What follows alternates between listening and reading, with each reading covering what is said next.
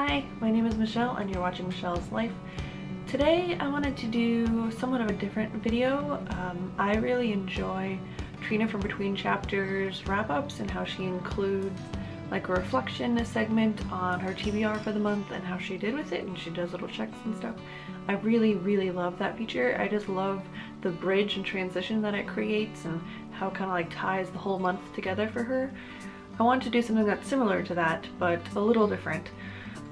I've noticed that at the end of the month, my subscription feed gets bombarded with wrap-ups, and personally wrap-ups kind of stress me out because I feel like I have to fit in all of these books all at once, and some of the information that I want to share with you gets cut off, so I don't feel like I'm doing the book justice by just trying to give you a wrap-up of like 8 books within a 10-minute time period. So what I've decided to do instead is do what I'm going to call TBR check-ins. And this is going to be my way of bridging my TBR with my wrap-up on what I've been reading for the month. So periodically I will be doing TBR check-ins throughout the month, probably like 2 or 3 times a month after I've read a couple of books. So they are kind of similar to how people will read like 2 or 3 books and then do a wrap-up instead of like a giant one. So it's similar to that, but I will also be checking in on my TBR at the same time. So let's check in with my TBR.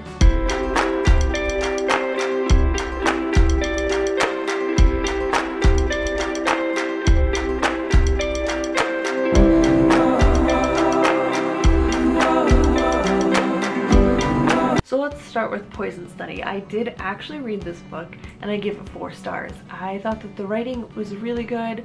I thought that it was a really solid fantasy story. The only reason why I didn't give it 5 stars is that I wasn't very eager to pick up the rest of the series right away. I was also very shocked. I thought that Poison Study was a YA, and it turns out that it is actually advertised by the publishers as YA, but it has very adult-like themes throughout the book. Like, moments get really intense. No, there isn't any explicit sex or sexual content in the book, but there are really dark topics in this book, so I thought that was interesting. I think it definitely should have been geared towards an adult fantasy reader audience. I loved the character development.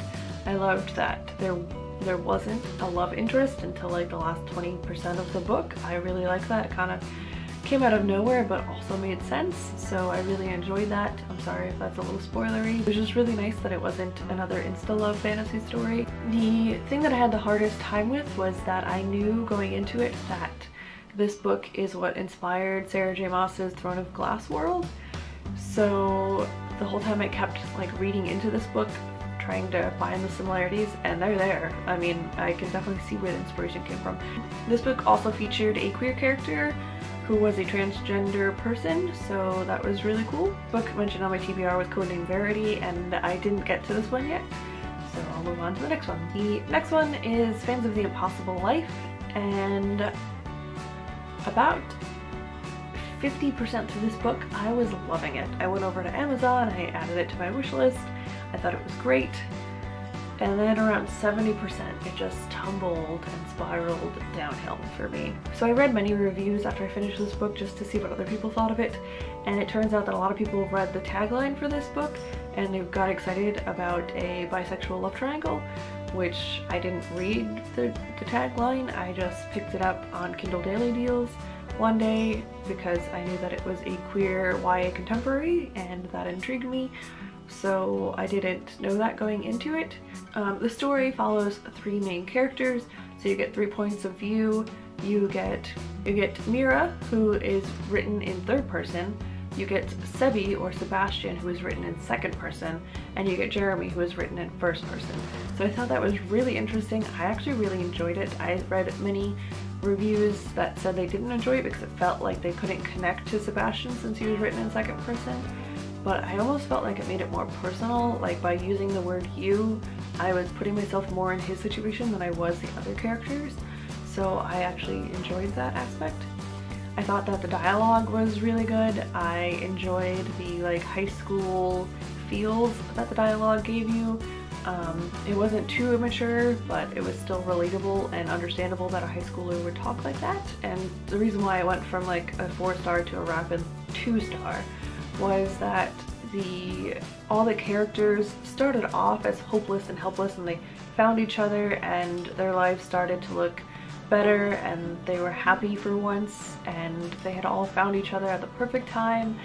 And then around 70% everything starts falling apart, everything's bleak, they have no hope, they have no future, and it just, I don't want you to think that I'm giving it a poor rating because it wasn't a happy-go-lucky ending. That's not what I'm saying. It just seems that a lot of the problems weren't resolved. I don't need like a nice bow put on the ending, but at the same time, don't leave all those loose threads. And it didn't talk very positively about mental health or depression or any of those things. They were kind of just mentioned. They weren't really discussed in depth at all or worked through or anything like that. So that also bothered me. And so anyway, this book was a 2-star for me. The next book on my TBR was Iron to Iron by Ryan Grodin, and this counted as my sequel for the Read Your E-Readerathon. And this was a novella that recently came out by Ryan Grodin. It was like 100 pages. I talked about this novella a lot in my TBR Takedown wrap-up / vlogs. So if you want to go check that out, I'll link it above and below, maybe on the screen somewhere, for you to click on. I thought that it was a nice addition to the, I guess it's gonna be a trilogy, I think. It's just, I don't know if I'm interested in the like racing element of the book, or I don't know, just like the Hunger Game-esque sabotage that happens throughout the race. I like the characters, I like that it's a alternate historical retelling. While reading Wolf by Wolf during my Buddy Read with Kayla Rain, I was curious about the past that they kept referring to in this novella offered more insight to that, so I did appreciate that. I thought that was wonderful, and overall I gave the novella 3 stars. The next book I want to talk about is Everything Leads to You by Nina LaCour. This is actually the first book that I read this month in April, and I was recommended it by Kayla over at Kayla Rain and Cece over at Problems of a Book Nerd, I think is her channel name. They didn't recommend it to me personally, but in their videos they talked highly about it. So I picked it up from my library so that it could count towards the Read Your E-Readerathon challenge of read a book from the library. My friend Jody also picked it up, so we buddy read it. And it is a queer YA romance contemporary. I did enjoy the fact that it wasn't a coming out story. It takes place in California.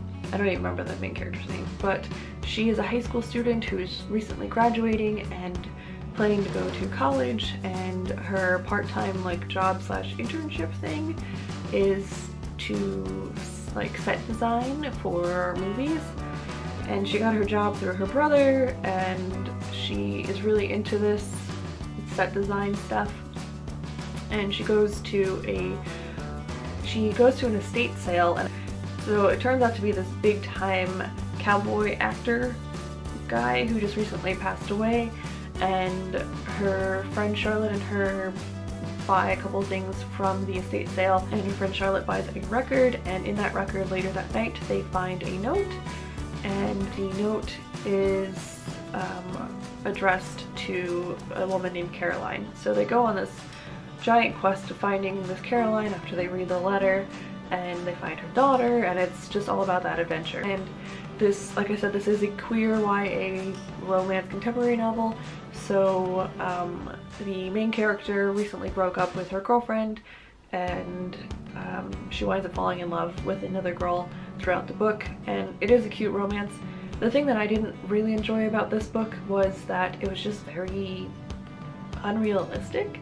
It's just, I don't see a 18-year-old being able to work on like an actual Hollywood set or getting these jobs, or I don't know, everything just perfectly fell into place for this character, and it just seemed very unrealistic. It was cute, and I guess it could be like a cute chick flick kind of thing, but there's just something about it that irked me, that oh, I found a perfect actress for this role, and oh, I found the perfect place to film this video, and oh, I found the perfect couch for this, and oh, I found the next love of my life, even though my girlfriend just broke up with me. It seemed a little too perfect. It would have been more believable if she was a college student and interning either in her early college years or in her later college years, where she was getting internships to work on these sets and studio things instead of just being like, oh, my brother gave me the hookup.